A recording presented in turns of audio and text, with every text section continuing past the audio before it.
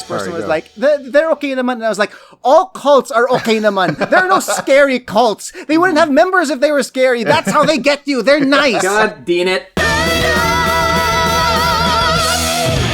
Hear me and rejoice. You've had the privilege of being saved by the great Titan. You may think this is suffering. No. It is salvation. The universal scales tip toward balance because of your sacrifice. Smile. For even in death, you have become children of Thanos. Man, I was really hoping you guys would come in with the Thanos speech, but I just wanted to start an episode awkwardly. I don't know. I thought the line after that was, "All right, Squidward." I thought it was Earth. I thought it was Earth is closed today. Today. That's the other one. That's the one where he says meaningless what lines. Am I doing? That's the one where he's even sassier. What's up? This is a cold open for me. I'm mad. So I'm not laughing at this. I'm angry. George has things to say to certain people, some of whom may be in this chat, so... But anyway, welcome to the 10th episode of BetaBeard. Hope you enjoyed my rendering of Squidward, aka Voldemort. By the way, Dean, did you know that he's called Voldemort in the French dub of Infinity War? Really? French release. I told Georgie this recently. Yeah. Because apparently whatever they call Squidward in French kind of or Squidward sounds like a bad word in French or something. I don't know what it, but they couldn't say Squidward, so he's called Voldemort in the French or something dub of Infinity War. Yeah. Welcome to BetaBeard, episode 10. I hope you enjoyed my performance as Ebony Maw. Just wanted to show that I know the beginning of Infinity War word for word. I'm Bibo Reyes. As usual, I am here with Dean Daniel Rosen and George Schulze, and this is a special episode because today we are dishing on our reactions to our round robin recommendations. So this week we have our round robin recommendation reaction reviews. Nice. Because I am a madman and I wanted us to torment each other with our unsolicited picks for a couple of weeks. I'm just gonna say, I don't think the goal was to torment. The goal was to give people a good time. Hey, watch this thing I love. But that's kind of what. Well, not in my case, as I will get into later. But just to refresh people, so George recommended Netflix's Arcane animated series based on League of Legends to me. And George, what did Dean recommend to you? Just the loud breath. Dean recommended me my least favorite genre. And Dean knows this is my least favorite genre. He recommended me Midsommar. Yeah. All right. And I very much back that pick. I very much was excited that ended up being what you had to consume for this episode. And Dino, what was yours? And I reminded the people at home. Yeah, I was recommended the 10-minute. I had the easiest job. I'm the highest paid in this episode. I had the easiest job of watching the 10-minute All Too Well short film by Taylor Swift. All right. Yeah. Such a masterpiece. Taylor makes us all feel things, and I hope you did, but we'll get into that later. All right, I'm going to start off. I have a feeling mine is going to be kind of the most boring reaction to the recommendation, because I very much concur with the person who recommended to me. Thank you, George, for recommending Arcane, because first episode pa lang, I was very much in love with it. This is going to carom off of me, and I will say to you, Dean, you definitely should prioritize watching Arcane, even though I don't know if you play League of Legends or not, but even if you don't, you definitely should, because it's just, because I know how much you love animation, for one, and George did not oversell Arcane, in my opinion, because it really looks at every like popular animated thing or TV show that's come out recently and was like, we can do no. Nice. You can. Wow. Even it was like my dad. I don't know if I mentioned to you guys, but my dad was so high on Arcane when it first came out. He watches everything. Nice. And he was really, really impressed with the animation. Yeah, I mean the animation is gorgeous.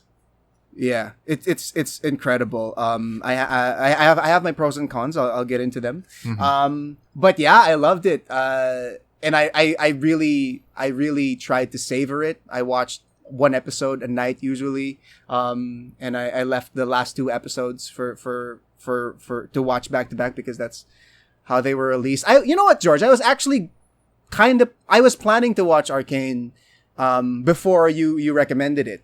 But what happened was I knew that the last 2 episodes were coming out for the finale.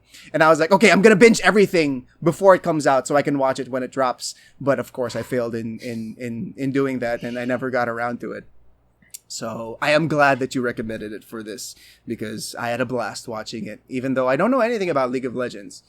You didn't have to. I wouldn't. Right? That's what I said. Yeah, you absolutely didn't have to. You didn't have to. Yeah, it's very much a prequel. As I understand, it's kind of a prequel to where the characters kind of are in the main game. Is that interesting? What it is, George? Well, it is just the establishment and world building of pretty much the origins of one of the areas of the game, because the game has multiple different countries and so this is just the basic storytelling of Piltover and Zon, which a lot of the characters come from. Yeah. In world building, it's definitely a freaking masterclass, I have to say. Yep. Because interesting.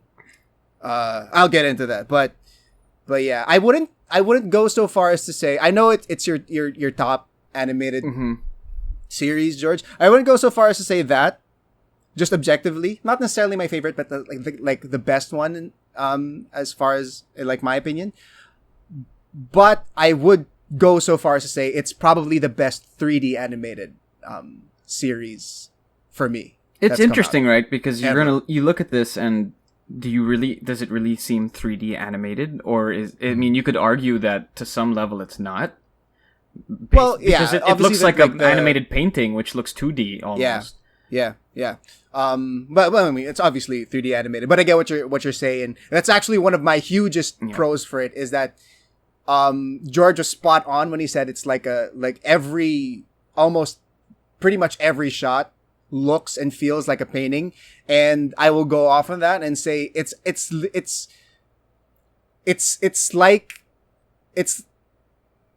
every episode is like a moving digital painting. In that, with like the most readily accessible example for me as far as a 3D animated show is Clone Wars. Yeah. Because I watched Clone Wars and I do love it. But when you watch like these animated, like you can go to like Jimmy Neutron, right? If you want to go super far back into this medium, but like when you watch those, you can see the seams. You can see how the models were rigged. You can see, where the animators maybe just like wanted to go home early that day or whatever. Yeah. You can see the seams in these 3D animated series because they don't have the budgets that like the Pixars of the world and the DreamWorkses of the world do, right? So you can see the seams in 3D animated shows usually, but in Arcane, dude, it's seriously like a moving digital painting. If you look really, really closely, and probably if you're an animator, you'd be able to see. But for the most part, it's seriously just like beautifully rendered digital images that happen to be moving, and it's unbelievable how they achieved that fidelity with the images that they rendered, because it's so beautiful. Yeah. Even my dad was a bit flummoxed actually with how I was like, a lot of the time he's like, how'd they do that? And I don't know what the particulars are, but for an animator, a very experienced animator, to be like, how did they to have that effect on someone, then you know that they really went, you know what? No, we're gonna and that goes that sentiment, I can feel it all throughout the project as a whole. The writing, the characters, the dialogue, the story on it's so good. I'll go into my list. You know what? I'll go into the cons. Just to get them out of the way. Before you go into the cons, though, I just wanted to, on that note, just to write off and say that, you know, I mean, having watched a lot of artists react to, because I love those videos. I love react videos from the experts. And a lot of what you'll see and come across when it comes to reacting to Arcane is you're looking at, number one, color theory, which is if you actually pause it and try and take samples of the colors, you'd be surprised at what color is actually being used throughout a lot of it. Right. And it's really insane how you're almost 100% sure you're like looking at like a dark green, but then you take it out and it's a light blue because of just how they're so expert. I mean, the way they use their expertise on color theory. And on top of that, what I hear a lot is that in terms of Bibo, and you'd appreciate this, being such an amazing like artist in terms of drawing, like, you know, comic book style, like faces, art structure, anatomy, all that. You know, Arcane is supposed to be a really good way to study facial anatomy because of how distinct the colors are and how the lines go. But you know, I'll go on that and say that I'll never forget this because I've always like drawn. You know, I mean, as a kid, like I loved comics. I loved. You know, I mean, I always drew Spawn. I guess as young as I could remember being, I'd always be drawing Spawn and Pokemon and different anime and different video games. And, you know, I mean, there was one time where I was doodling. I was doodling in the first show I ever did with Bibo, which was Suicide Incorporated. And Bibo, and I see Bibo doodle. I see, like, him make a drawing, and I'm just expecting, like, your standard, oh, you know, what's this gonna look like? And I look at it, and I'm just like, what am I even doing? You know, Bibo's so amazing, and of course he'll be like, nah, I'm nothing good for my standard. But for somebody like me who's drawn all his life, like, Bibo's, like, incredible at drawing. Like, for real. I saw his little sketches of, like, studies on, like, Superman's face and the different angles and the different, like, cross-hatching and line work. I was just like, what is this? Like, what am I looking at? What am I doing? What are you doing? Looking at what I'm doing. What am I doing? Look at what you're doing. Thinking about you looking at what I'm doing. Like, you know, it was like an existential moment for me. But yeah, anyway, Beebs, you can go into your cons. I just wanted to take that opportunity to tell that story. Yeah, no, it's great that you brought up the facial structure thing because before I get into my cons, I'll go into my cons and then just list down all my pros, which heavily outweigh the cons. But Dean, I will tell you this. As far as like the facial expressions, there's one shot. I'm pretty sure you noticed this too, George. There's one shot where a character his expression changes and his ears move. Yeah. Not a lot of animators would put that much attention into how a face moves. Yeah. Because your ears do move. There are muscles there that make them move very, very slightly sometimes. And there was a shot where that happened. I was like, oh God, you guys are just showing off. Yeah. I will say though, as far as like the actual aesthetic of the style of how the faces in particular, I'm very particular about how faces are rendered. Yeah. I don't love the style too much and the aesthetic, but it just gets blurred out by how amazing all the colors and the visuals and just the show as a whole is. So that's not too much. It's just a bit too blocky, too angular for my tastes. Yeah, but exactly. I'm sure a lot of people. Yeah. I'm sure a lot of people enjoy that. Hey, but anyway, as far as the cons for me, spoiler alert! By the way, I'll try not to spoil as much as I can, but regardless, we spoiler still alert, want Dean just to so I can watch go it and enjoy. Just so I can go really into what I genuinely felt about the show. Episode 3 is when we end episode 3 is where we go to a time skip, right?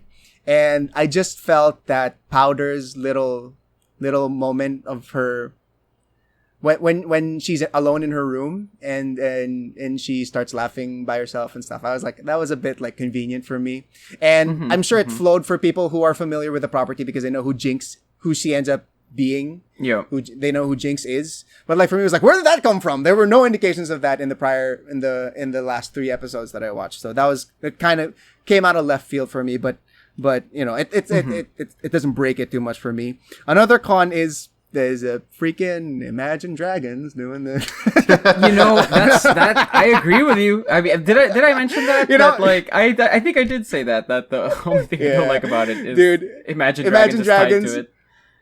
Whose every song is just radioactive with a different melody. And the opening of Arcane is no different, man. Yep. You can go straight into radioactive singing that song. Yeah, I'm just kidding. I do actually like Imagine Dragons. I at least like radioactive.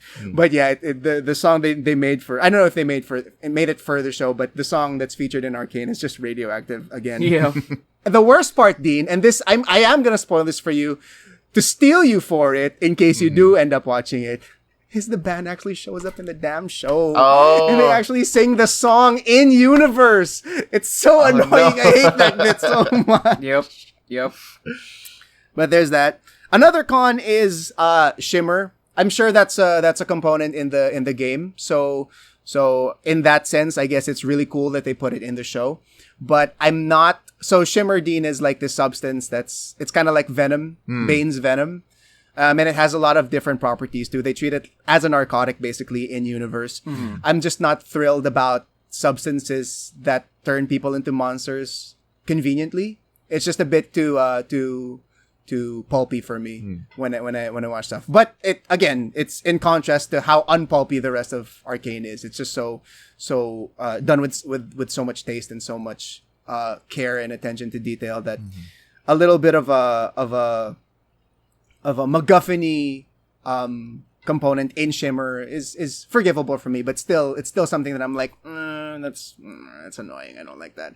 But yeah, so I didn't like Shimmer too much. And my last con is, so every episode starts with a cold open of backstory for a certain character or a certain group. Yeah, and it was a bit jarring for me because it's, I guess since Netflix decided to release it one episode per week anyway, it's fine.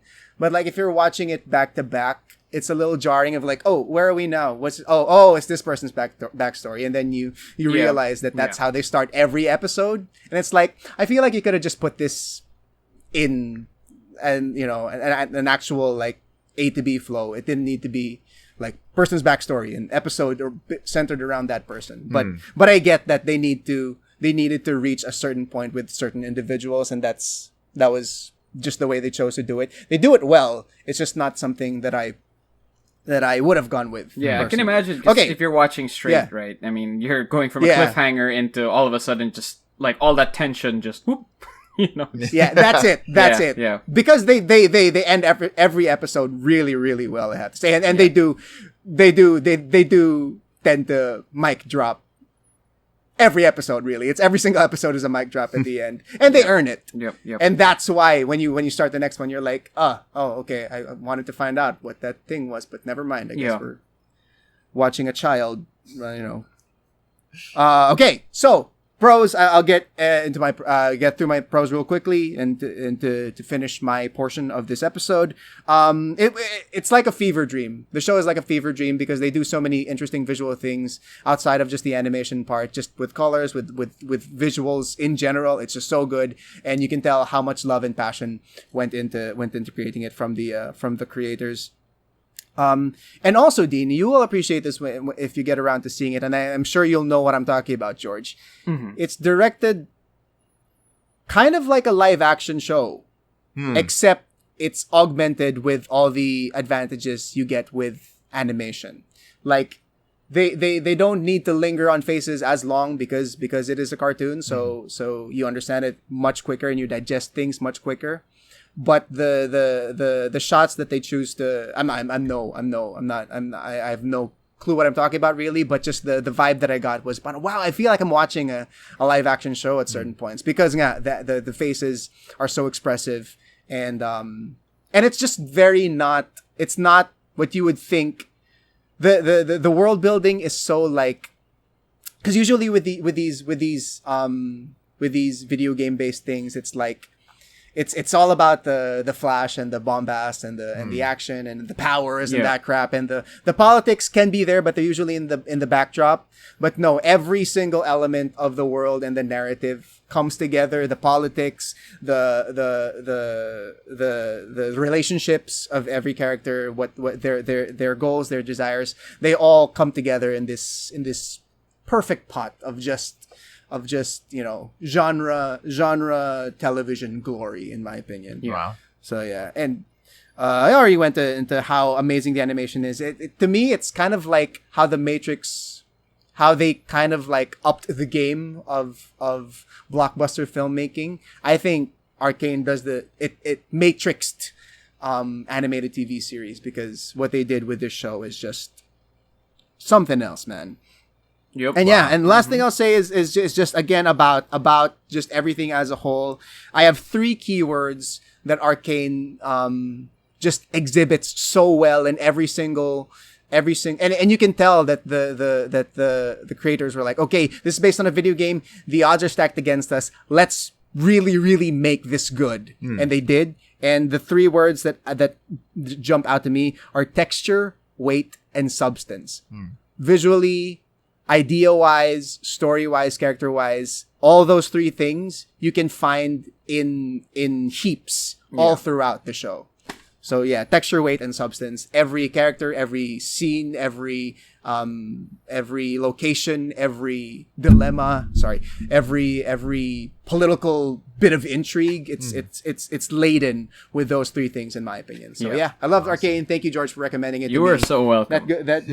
Yes, sir. Before we leave Arcane, sorry, Dean. Before we leave Arcane, I'm just going to I'm really just gonna make this super quick. I think what takes it to the top for me is, Bibo, imagine if you got everything you wanted from Arcane in terms of an animated series, but it was about Metal Gear. Yeah. You know, that would probably be your favorite of all time, right? Oh, like, God. if you had that. Don't even. Yeah, right? Like, I mean, if you saw, like, the origins of, like, Otacon and Snake brought to life like that. So, for League of Legends, that's something I don't think there's a game I've put more hours into. Although my relationship is that of an abusive relationship with League of Legends, where it is the girlfriend that expected more from me than I could ever hope to give. It is the girlfriend that asked for more hours of my soul than I really should have given to anyone else. But it's still a girlfriend I have ex-girlfriend I have fond memories of, you know. So like, I do plan to play League of Legends again at some point in my life. I just made the silly promise to myself where I stopped myself and I was like, I'm not gonna play League of Legends again until I have 6-pack abs. And guess what? I don't. And that was a year and a half ago. I was very confident. Was it, George? Was it a decision you made all by yourself? Dude, yeah, no, it was. You know, no, because it was like, at the time, it was a coping mechanism for me with COVID. Like, in early COVID, like, first year of COVID, I played a lot of League because, damn, you needed some kind of a distraction. And towards the end of the year, Mara was like, you know what, I think this game, as toxic as it is, seems to be doing less for you than it's doing good. And I would appreciate it if you quit. And the moment she asked me to quit, the moment it became an issue about, like, my girlfriend told me, like, I'm hurt and bothered by seeing how much this game takes away from you. And the moment she said that, I just quit it cold turkey. Like, okay, done, quit. Boop. And then I said, you know what? I'm going to make a promise to myself, and then to you as well. The next time I play League of Legends is when I have a 6-pack. And I was like, yeah, that means I'm going to want, like, League of Legends so bad that I'm going to really strive to get a 6-pack. And guess what? In your 30s, it's hard. I didn't realize. I'm nowhere close to it, but like, you know, boys. But I'm a man of my word, and we'll get to that later, Dean. I'm being a man of my word.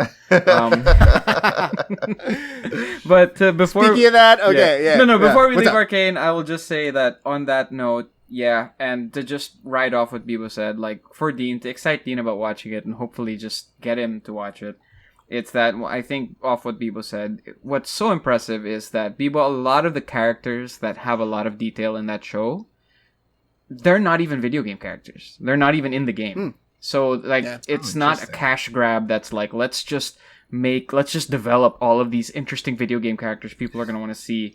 They really did a great job of fleshing out each and every character, even the ones that aren't necessarily important in the game. And for whatever it's worth to know to you who don't play the game, they are actually... Arcane has had such a fantastic response that...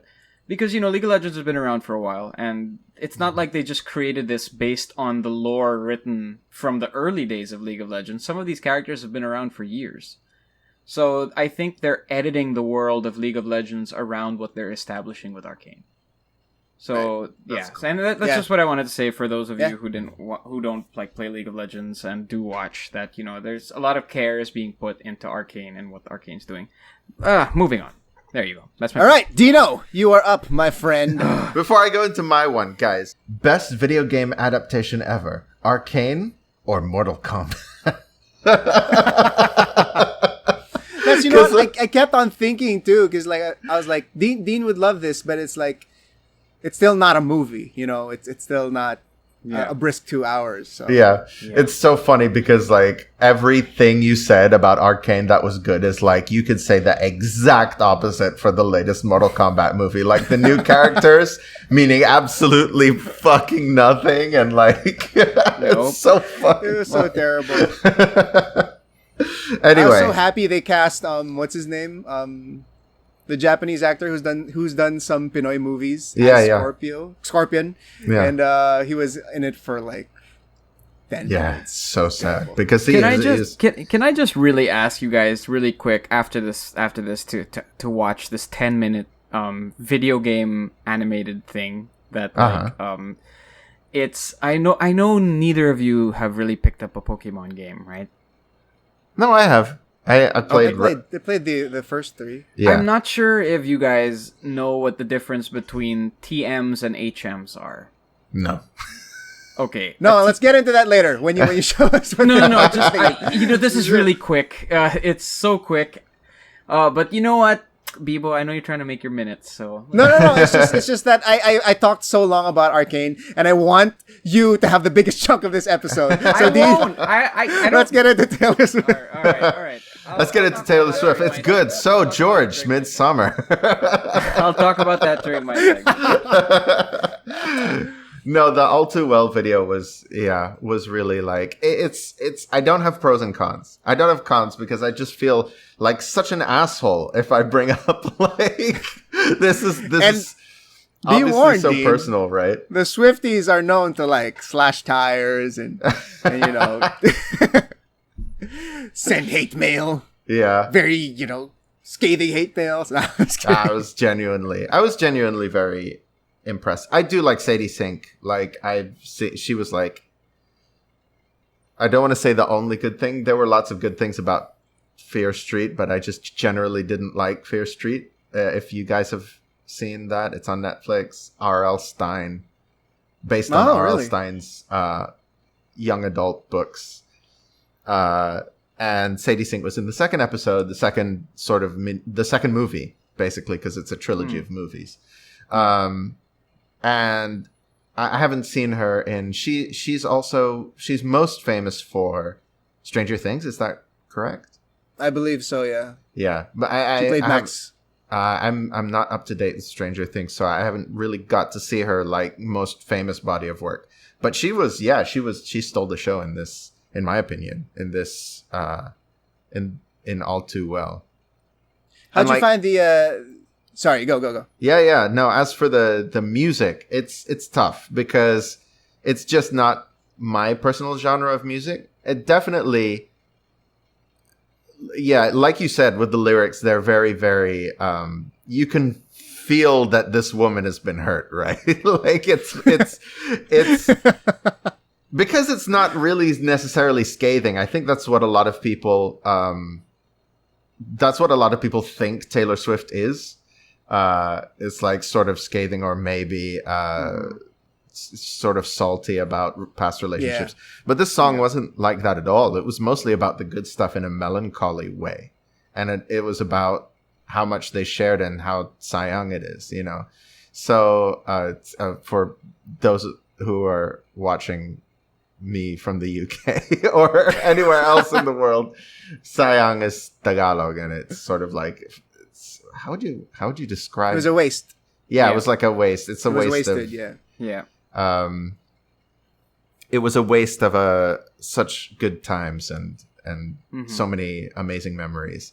And you feel that despite how little they show, and they really, like, this is a low budget production, which I really respect. And I respect, like, low budget productions in general now, being the director of one, so I really like what they did with what they had, which was just slice of life, which I think works the best for something like this, and could have so easily been, melodramatic. But in my opinion, it wasn't.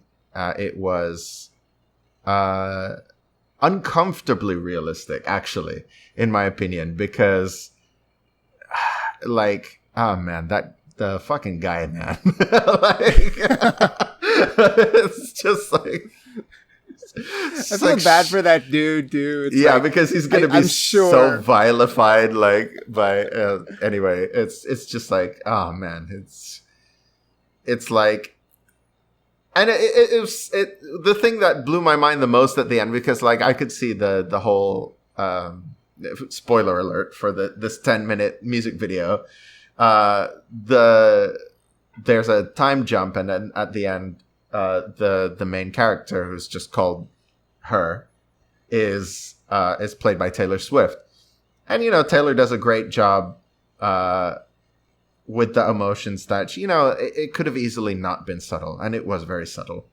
But, like, when she popped on screen and, she's acting, she's holding her own, and then the credits come up and it's like directed by Taylor Swift. I'm like, what the fuck? Like, like, you're so annoyingly talented. Like, she directed the fucking thing as well. How the hell this freaking woman? Anyway, sorry, yeah, go. I'm sure Swifties are watching this. It's like, now you fucking know. It's like you and your stupid death metal or whatever, and. No, but it's like, yeah. So as far as I'm concerned, as an actor, as a director, as someone who's really into filmmaking, it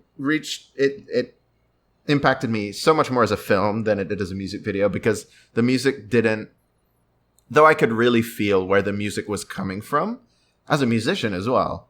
It's just not the kind of music that gets to me. It's not the kind of music that digs its claws into me in the way that I think it was intended. So, but brilliant piece of work, I think. Brilliant short film. So annoying that it's made by Taylor Swift, because she's like, it's like there's so many of those going around right now, like Tom Holland. They're just fucking great at whatever they try first time. You know what I mean? Yeah. I don't actually know if this is her first film, and that might not be her first film, but definitely I was impressed by it, especially with Sadie Singh. So that's it. 10 minutes. Talented people. Yeah, I know. Friggin' talented people. I it's nice to hear the way you separate, like, the music from the music video. It's a short film because there are a couple scenes in there, but I feel like it being presented in that way was what. Okay, I'm gonna be honest. It was also because, like, I fired it up on YouTube when I was, going through some things, and maybe it spoke to me a little bit, but also I think it being presented in that narrative-y way was what got me even more like attuned to what it was trying to do.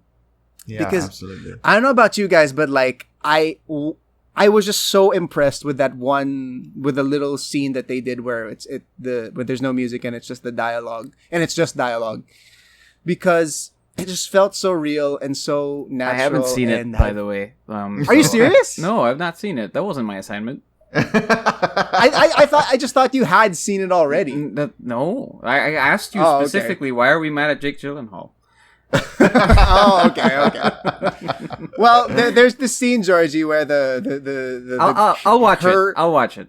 I'll watch. Yeah. Okay, well, anyway, it's just a fight, and then it's about, this isn't like spoiler or whatever. We can't really spoil the music video. I'm gonna be so mad, but like when I watch it. It's because the two characters have this age gap, right? About 10 years or so, I guess, and they were at a dinner with the guy's friends at the guy's place, and the girl basically felt ignored throughout the night and stuff, and they have a fight while doing the dishes after. And I've been there when you have your petty arguments and just not being able to communicate with a person whom you supposedly love and know better than anyone and understand. And yeah, shit I like actually that. just came off watching a movie about an inconsiderate boyfriend. So Yeah, exactly. you know what?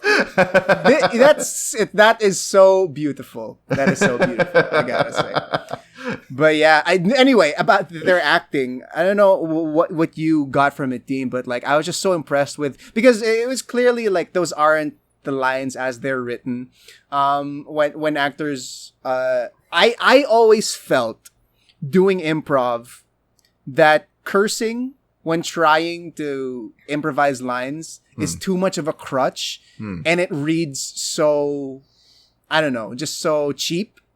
Yeah. But when they do that scene, and it changed my mind on it, because they do that scene and the guy says F-U-C-K like 10, 15 times, and it feels real. It doesn't feel like he's filling in the gaps with word vomit just to be able to say something. He actually feels like the character expressing himself and communicating. And I was just so impressed with both of them in that scene as actors. Yeah. And that's one of the main things that hooked me, really.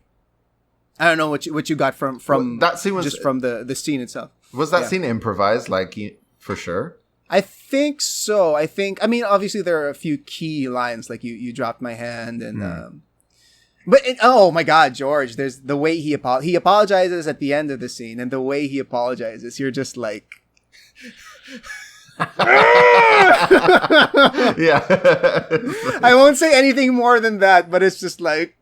So it's like one of those things where you actually feel like you're looking in like through a peephole on two actual people in an actual moment. Like it feels. Yeah. I have to cop to that actually, because that's actually how. So Mickey, our friend Mickey, recommended Scenes from a Marriage to me, which is Oscar Isaac and Jessica Chastain. Yeah. It's like this remake of an Ingmar Bergman miniseries. It's great. She described watching that, because it's 90% of the show is just the two of them in the highest and lowest points of their marriage. And shout out to Mickey Bradshaw, by the way. She occasionally watches the show. So Mickey, if you're there, she's our most avid viewer, actually. Would you say she watches all our episodes fully? She's watched every episode. Really? Mickey. Hi, Mickey. Hi, Mick. Love you. You know that scene from Trainwreck? Have you guys seen Trainwreck? Just scenes from it, not the whole thing. No, there's just this amazing scene where it's not Mickey but Nikki, and it just oh my God, what's the name of the Saturday Night Live actress? She Amy Schumer? Is she? No, it's not Amy Schumer. It's you know what? Never mind. I'm gonna lose my train of thought. But amazing scene about just the line is, Nikki, I don't want to see those nushers. And it's just one of my favorite lines, because she just can't stop smiling when she's stressed. Watch that scene. And so Mickey. I've heard I've heard mixed things about Trainwreck, but I've heard good things about some of the scenes in Trainwreck.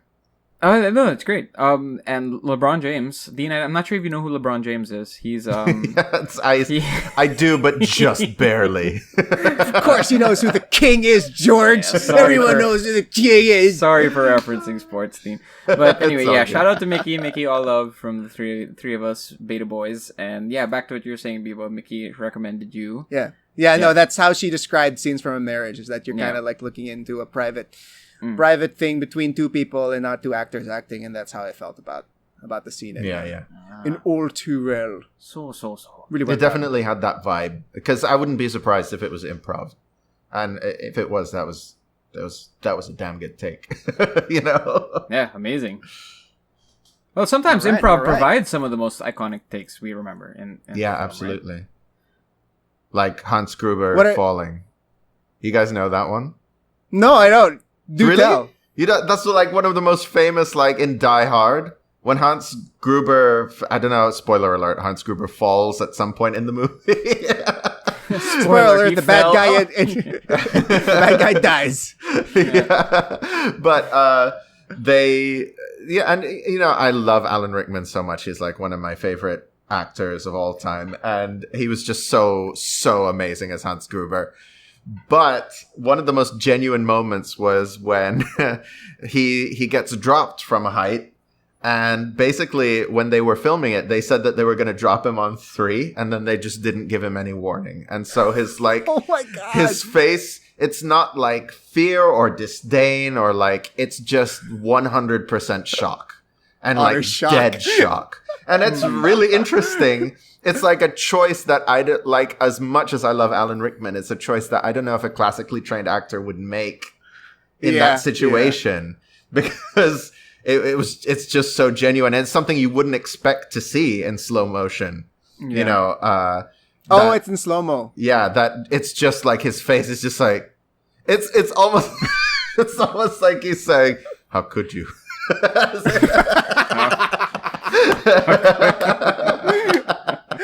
I feel betrayed and my day is ruined. Yeah. So it's very interesting, very interesting take. And when he gets what's the term for that stunt where you get pulled by a cord? I don't know. Yeah. I'm failing my corridor crew fanness right now. I love corridor crew. Yeah. Yeah. I love, of course, when you talk about freaking improv in scenes, right? Freaking in Blade Runner, what's his name? Rutger Hauer. Rutger Hauer, Tears in Rain. Yeah. Do you know about that, George? No. This is the original Blade Runner. Yeah. Yeah, the original Blade Runner, the first Blade Runner. Rutger Hauer's character is about to expire, and he's in the rain, and Deckard, Harrison Ford's character, is with him in his final moments, and he talks about it's a short monologue. It's like a couple lines where it's 90% just sci-fi nonsense, where he talks about witnessing these things, the sea beams and the whatever, the ships off the coast of something, the Tannhauser Gate and stuff like that. But rumor has it, or legend has it rather, that his final line where he says all these moments will be lost in time, like tears and rain, was improvised, and it's just so beautifully poetic. Freaking tears and rain. It's like, oh my God, I'm destroyed. Anyway. Absolutely. And you know, it's funny. My dad uses that sequence in like seminars to show like what actors can bring to a role or to a script that you wouldn't normally expect. And just such a brilliant, just layers and layers and layers of that. Blade Runner is a fantastic movie. Anyway, moving on. Don't get us started on Blade Runner. Okay. Yeah. Any last words on All Too Well, Dean? Thank you so much for indulging my. Thank you for making me the highest paid. 10 minutes.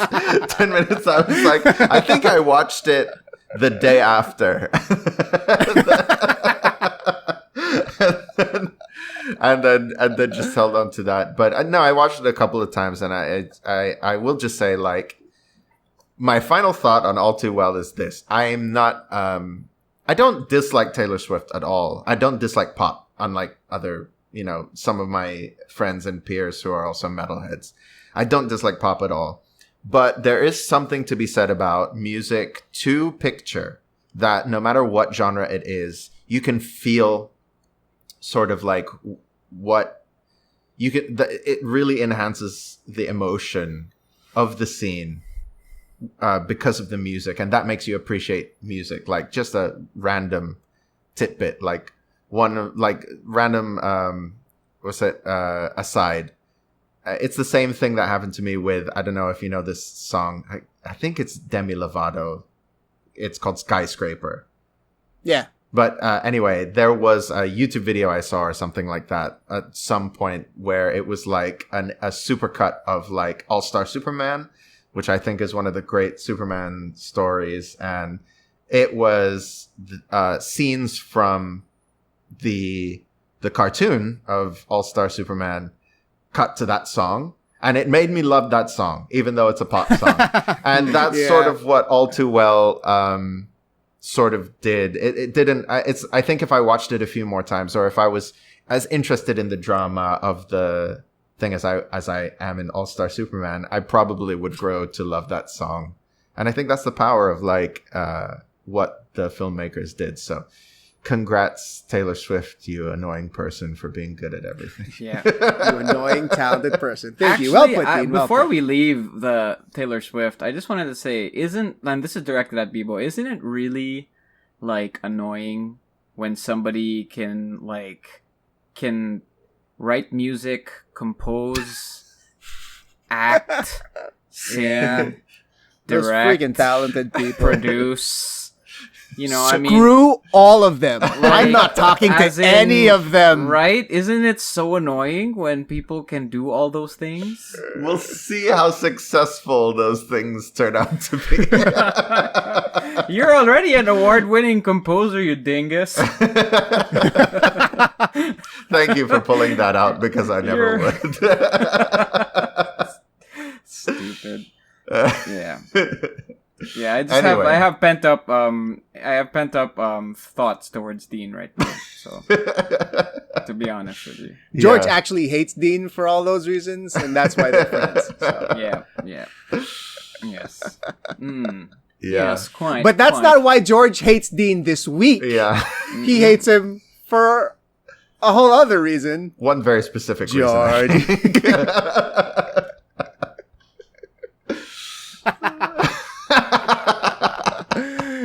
So. You can't pull the red light of hate when it's you know what, I'll allow it. Go ahead. Yeah, okay. All right, maybe it's the green light of no, that doesn't even show. The red light of hate.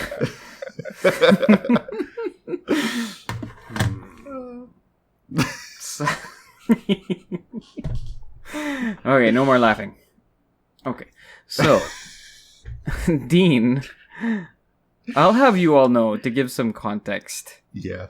Dean and I, on a mission to regain some of our muscles that have atrophied over the lack of activity, because we both live in condos. Yeah. We live quite near each other, and we've gone on a mission. It's been pretty consistent now that we walk. We walk every night, almost every night. An impressive 10 to 14,000 steps every night, the both of us. And it goes by because great conversations are had.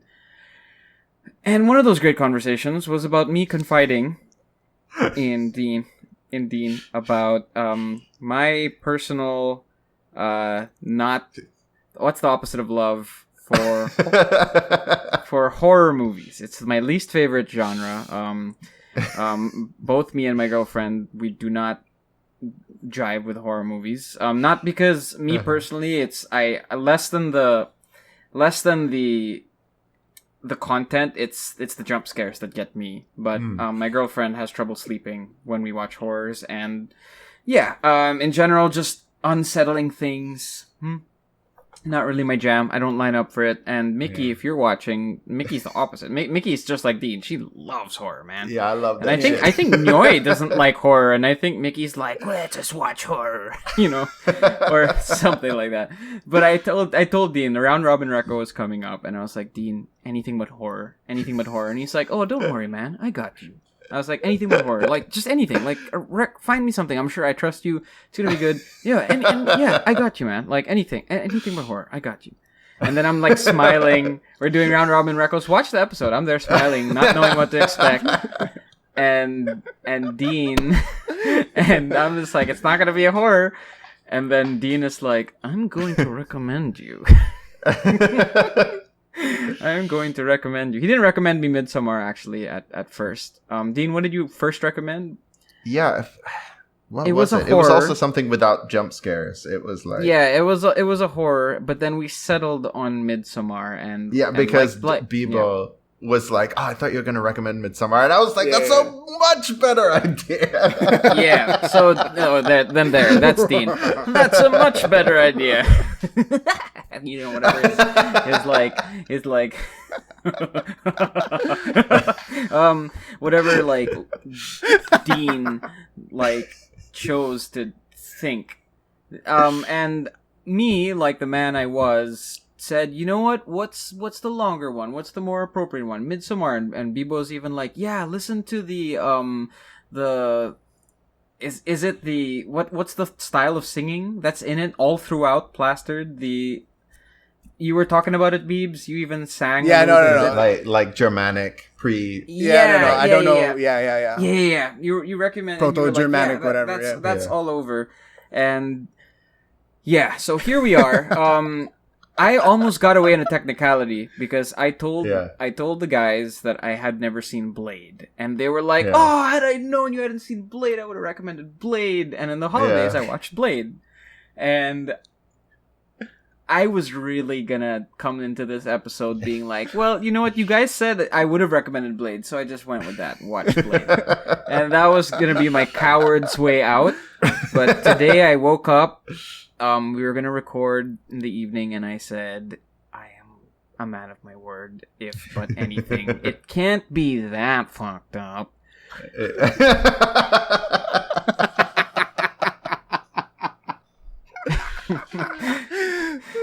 Oh, Dean. Sorry. Sorry. A little bit sorry. To take... No. A little bit sorry.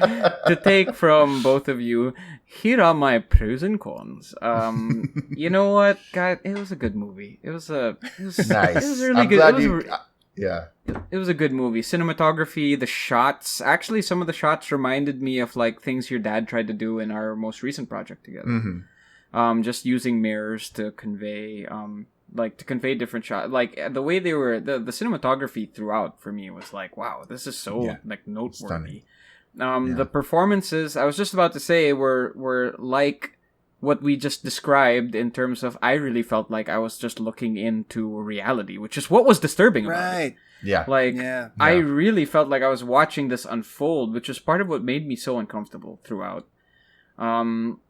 The moments that you didn't oversell, that there are moments that'll make you go like, oh my, oh okay, all right, yep, there it is, there it is. And oh boy, it didn't disappoint in that degree. But for some reason, one of the things I was most cringe about was just the boyfriend's character. Mm-hmm.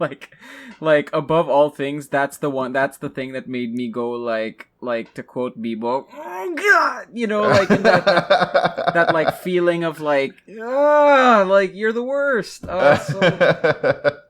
And yeah, I mean, I guess I don't want to go through too many spoilers of Midsommar, but just know that for whatever it's worth, I guess. Sorry. There. For whatever it's worth to know. Yeah, it was a good movie. It just, you know what? I think it's my fault. I'm going to take actually responsibility away from Dean here, because it was my fault that I chose to watch it on a day where I was like fasting, wasn't having like the best morning.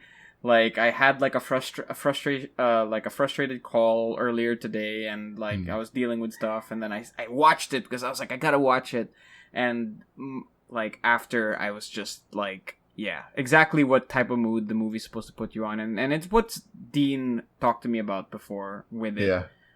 Very, very uncomfortable to think about what would I have done in that situation. Yeah. What would I have done throughout this? Like, you know, I mean, to just give some context on the plot, this is just what's scary about it is that it's a story about essentially like a cult. For those of you who get disturbed by because Mara and I actually watch cult documentaries about cults, and cults are one of my biggest they actually really freak me out. Like the actual stories.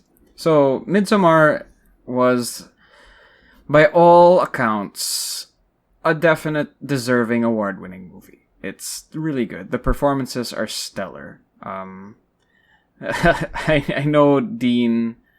I know.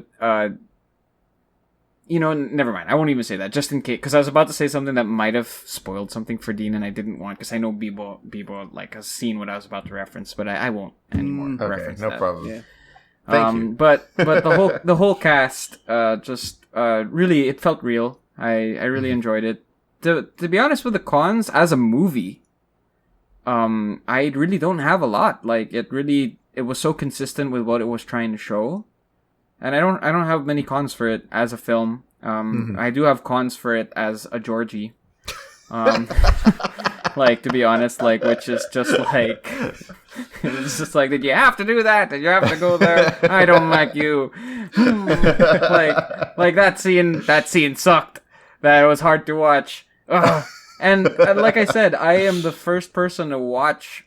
I watch gore horror. I was about to say gorer, but is that a category? Gorer? It should be. Did I just coin something? I use it. I say Is that a thing? No, I didn't make it up. Okay, yeah. All right. I'll live with it. I think we both made it up. So we're making it up now. Okay. BetaBeard, the channel BetaBeard is coining gorer. Yeah, what culture horror? We coined gorer. Yeah. So no. All kidding aside, very very fantastic film. I'm actually appreciative that you recommended it because, now that I've gone through it, it's enlightened me to a beautiful piece of acting, and it's reaffirmed that I'm not really a horror guy. So, like I don't know what else to say. Like throughout I watched it, I was like, freaking, I was so bummed out after it. That, like, I asked Mara for the first time ever, because I always watch with her, but I never ever bring up, let's watch this. I was like, do you have any episodes of RuPaul we can watch? I just want to see dumb bitches do dumb things. You just need some Snatch Game I just want to see some queens living their life right now, doing their thing. It's like, oh my God. Yeah, so we watched an episode of RuPaul, and I felt better. Yeah, absolutely. I this is what I'm interested in. Is like how much of our promise that there are no jump scares, like how much of that was true for you? You lived up to it. There was only nice. I think I know the one that Bibo was sort of trying to reference. There is sort of one, but it's not even, Yeah, like, exactly. I hate it though. Oh my God. Yeah, like it's incredibly disturbing. Yeah. Yeah, there is sort of one, and for those of you guys, whoever's watched Midsommar, and I am so curious to think about if sex has ever been had like that. To be honest with you, like no spoilers, but it's an R-rated film, and there's one sex scene, and guess what? It's unlike any sex scene I'm sure you've ever seen. Yeah, absolutely. I don't understand why the guy wasn't pushing rope, dude. Like, it's interesting. It's interesting. Yeah. Nothing else to say. I'm gonna shift now into talking about my Pokemon recommendation. Go ahead. I think, after Midsommar, you just sort of need a palate cleanse. Absolutely. Need some Nintendo wholesomeness. Yeah, it's Nintendo, it's wholesome. So I'm just going to really quickly explain this. The difference between a TM and an HM is a TM is a technical machine and a technical machine it's like a Pokemon skill. It's like, like let's say Bubble Beam, right? Like, if there is a TM of Bubble Beam, you teach it to a Pokemon, and they learn the Bubble Beam, and the TM breaks, so you can never use it again. It's like a one-use thing. Okay. An HM, and I actually forget what the H stands for, but it is the moves like Fly, Surf, Brick Break, Cut. The move that you can teach it to as many Pokemon over and over again, and you have one Pokemon in your party that kind of learns it. It's not the Pokemon you want to use for fighting. It's just the whole that you want to have learn all of these. Yeah. So they call it an HM slave is what they call these specific Pokemon. And one of the most popular HM slaves of recent memory is a Pokemon called Bidoof. He's this adorable beaver round, fat beaver Pokemon, and he can learn a lot of HMs. So he's known as like, oh, Bidoof, your HM slave. And Nintendo, the Pokemon YouTube channel recently released an 8-minute animated short called Bidoof's Last Stand. And it is this beautiful story that kind of makes fun of the fact that Bidoof is an HM slave. Oh no. But it puts this beautiful twist on the story that, you know what, I just wanted to watch it to like sleep last night. And like, I'm getting older and this sucks. I teared. I fucking teared. Because like the storytelling was so, there are no words being used, but I just like, it just made me smile and tear, and it's just one of those things that whenever animated things or like do like a great short and I get to appreciate it. Like a Pixar short, you always appreciate those. This is like a Pokemon animated short, and it's just about the story of this one Bidoof who made a difference. Oh, and it's... I would ask that you guys watch it after this, even if you don't play Pokemon. It's definitely a palate really cleanser nice. after Midsommar. Yeah. Midsommar. But other than that, Dean, you get my... Not red light. This is a fake red light, the red light of my heart. The reality is, I still love you, you talented fuck. Thank you. And that's where I'll end my review. But great recommendation. I understand why you guys recommended it. I understand why you guys loved it. But let's talk Blade. Yeah. But no, We gotta talk Blade at some point. Let's talk. We We can should. talk Blade. I'm actually the host of the next episode, so like I have a fun little conversation in mind to have. Yeah. And when we do round robin reco 2. Be prepared, because I'm getting you next time, and Bibo's getting me. And Bibo, you're taking care of me, right? If you give me horror, yes, I sir. swear to fucking God. Well, funny you should mention George. No, because it's funny you say that. It's funny you say that. Midsommar reaffirmed your disdain for watching horror movies. Yeah. Very few. I want to, and this is outside of the recos for the show, but I kind of want you to watch this movie, but I think you've probably seen it. I don't know, maybe not. It's horror in the same in the same vein as Midsommar. Jordan Peele's Get Out. I've seen Get Out. Fantastic movie. Okay. I've seen Get Out. I figured you had probably and I've seen seen it, so. Is it This Is Us or what's Us, the next yeah. one? Us. Yeah. I've seen Get Out and Us. Okay. Yeah. And you enjoy them despite you. I enjoyed Get Out way more than Us, but I still like left Us. You know, and it's a funny story. When I watched Us, it was in the cinema, and there was this big, smelly man next to me. And Not fun. And I'm not making fun of him because he's big or smelly. I'm making fun of him. I'm not even making fun of him. I'm talking about him rudely because he was rude the entire cinema experience. Yeah. He was laughing the entire time, out loud, and it was a horror movie. Like, he was just like, every time like somebody came on screen, he just like would just laugh, and then he was like on his really bright phone texting. Oh, that's and then so laughing. the worst. I tap people on the shoulder for that. I'm like, yo, put your phone away. Yeah, but you know what the thing is? No, I don't think away. he was an English-speaking dude. Like, I don't know, but I just remembered the whole time, like, just, like, trying to invest in this horror with this big, smelly, texty man next to me, and it just completely wrecked. Sorry you had to go through that, buddy. Okay, it's all right. We have less than a minute left. Thank you guys for indulging my idea to do recommendations. One last thing I'll say about cults. A friend of mine was talking about how this one person they know was kind of in a cult, and this person was like, they're okay naman. And I was like, all cults are okay naman. There are no scary cults. They wouldn't have members if they were scary. That's how they get you. They're nice. Anyway, that's it for BetaBeard episode 10, round robin recommendation, reactions and reviews. Thank you so much for watching. Please like, share, and subscribe if you're so inclined. Thank you so much for all your support just by watching us and listening to the stupid stuff we say. We hope you enjoyed this one. Thank you so much. We will see you again next week. Bye.